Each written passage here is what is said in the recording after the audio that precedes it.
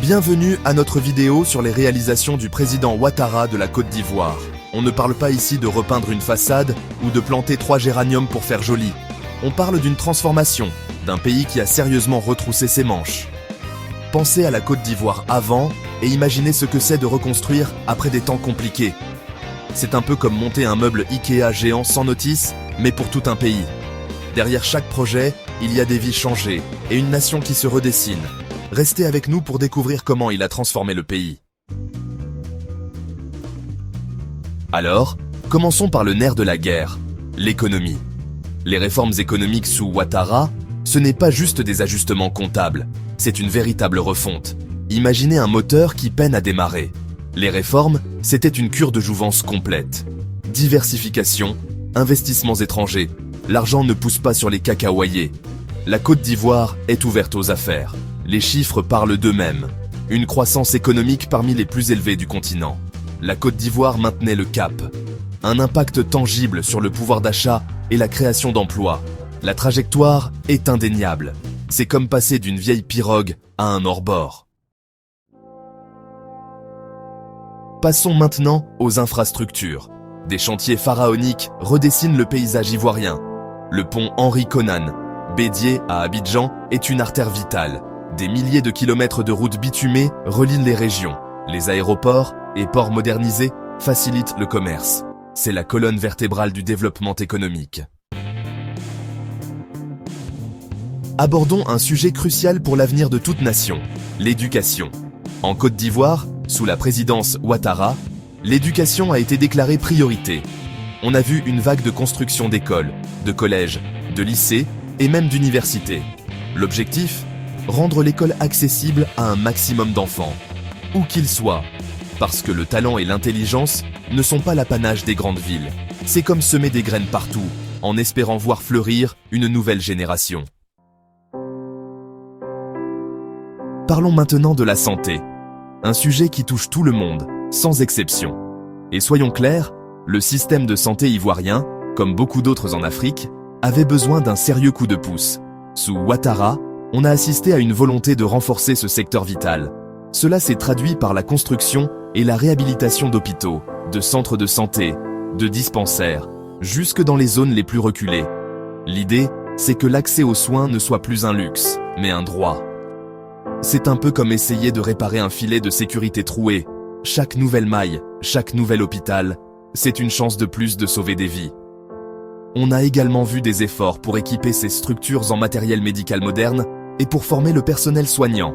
Des campagnes de vaccination ont été intensifiées, la lutte contre les grandes endémies comme le paludisme ou le VIH a été renforcée. Bien sûr, la route est encore longue. Les besoins sont énormes, les ressources limitées, et la qualité des soins peut encore varier considérablement. Mais l'ambition est là. Construire un système de santé plus résilient, plus accessible, capable de répondre aux besoins d'une population croissante. C'est un travail de longue haleine, un peu comme soigner un patient gravement malade. Il faut de la patience, des investissements constants et beaucoup de dévouement. L'énergie, c'est la sève de l'économie moderne. Sans électricité, pas d'usine, pas d'ordinateur, pas d'hôpitaux performants et même pas de soirée télé pour se détendre. En Côte d'Ivoire, améliorer l'accès à l'électricité pour tous est crucial. Les zones rurales, souvent oubliées, sont maintenant connectées. Des investissements massifs ont été réalisés dans la production, le transport et la distribution d'énergie. L'intérêt pour les énergies renouvelables, notamment le solaire, grandit. L'objectif est d'augmenter la capacité de production et de rendre l'énergie plus fiable. Les coupures de courant ont diminué, transformant la vie quotidienne. Les enfants peuvent étudier le soir et les commerces prospèrent. La Côte d'Ivoire exporte même de l'énergie vers les pays voisins. Ah, l'agriculture, le pilier traditionnel de l'économie ivoirienne. Cacao, café, EVA, anacarde. La Côte d'Ivoire est un géant agricole, mais être un géant ne signifie pas qu'on ne peut pas s'améliorer. Sous Ouattara, l'accent a été mis sur la modernisation du secteur et le soutien aux agriculteurs. On ne parle pas de remplacer les traditions séculaires, mais de les outiller pour le XXIe siècle. Des programmes ont été lancés pour améliorer les rendements, pour faciliter l'accès aux intrants de qualité comme les semences et les engrais, pour mieux organiser les filières et garantir des prix plus justes aux producteurs. C'est un peu comme donner à un artisan talentueux de meilleurs outils. Son art n'en sera que plus beau et plus productif. L'enjeu est de taille. Assurer la sécurité alimentaire du pays, augmenter les revenus des millions de familles qui vivent à de la terre, et rendre le secteur plus résilient face au changement climatique et à la volatilité des marchés mondiaux. On a vu des initiatives pour la transformation locale des produits agricoles pour ajouter de la valeur avant d'exporter. Parce que vendre des fèves de cacao, c'est bien, mais vendre du chocolat made in Côte d'Ivoire, c'est encore mieux. Bien sûr, les défis comme la déforestation liée à l'agriculture ou le travail des enfants dans les plantations restent des préoccupations majeures qui nécessitent une vigilance constante. Mais la volonté de faire de l'agriculture un moteur de croissance durable et inclusive est clairement affichée. La sécurité, c'est la base de tout. Sans sécurité, pas d'investissement, pas de développement, pas de vie sereine. Après une période de troubles, rétablir la sécurité et la confiance était une priorité absolue en Côte d'Ivoire. On parle ici de la réforme des forces de défense et de sécurité, de leur formation, de leur équipement, mais aussi d'un travail plus profond pour restaurer le lien de confiance avec la population. Parce qu'une police ou une gendarmerie efficace, c'est d'abord une force qui est au service des citoyens et respectée par eux. Les résultats se sont fait sentir, une baisse de la criminalité, une plus grande quiétude dans les villes et les campagnes. C'est un combat de tous les jours, qui demande des moyens, de la vigilance et une justice impartiale. Mais le retour progressif à la normale a été un soulagement pour beaucoup et une condition sine qua non pour la relance du pays. Un pays ne vit pas en autarcie. La Côte d'Ivoire a repris des couleurs sur la scène internationale. Sous Ouattara, la diplomatie s'est activée. Renforcement des liens, ouverture vers de nouveaux horizons. Plus d'investissements étrangers, plus de soutien. Une meilleure image du pays à l'international. Contribuer à la paix et à la stabilité. Une voie de modération et de progrès. Ah, la technologie, le grand moteur de changement du XXIe siècle. Et la Côte d'Ivoire n'est pas restée à la traîne. Il y a eu une véritable prise de conscience de l'importance du numérique pour le développement. On parle ici d'initiatives pour promouvoir l'innovation technologique, pour améliorer l'accès à Internet et aux nouvelles technologies de l'information et de la communication. Pensez à l'extension de la fibre optique, à la démocratisation des smartphones, à l'émergence d'un écosystème de start-up dynamique à Abidjan, parfois surnommé Baby Valley. C'est un peu comme si on avait installé la Wi-Fi à très haut débit dans tout le pays, ouvrant un champ infini de possibilités.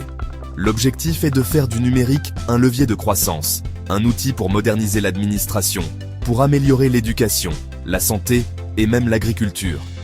Des parcs technologiques sont en projet ou en cours de construction pour catalyser cette transformation. Bien sûr, il y a des défis, la fracture numérique entre les villes et les campagnes, la cybersécurité, la formation des compétences.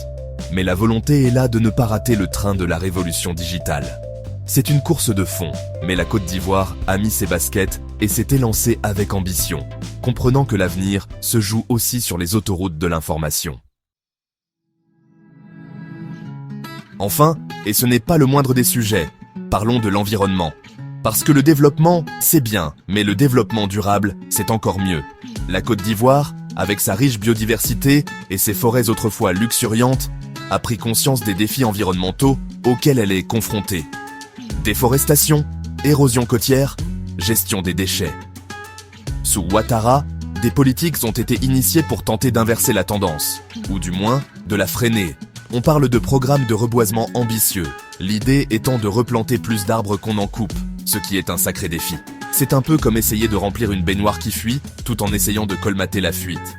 Des efforts sont également faits pour promouvoir les énergies renouvelables, comme on l'a vu, pour mieux gérer les ressources en eau, pour protéger les parcs nationaux et les aires protégées.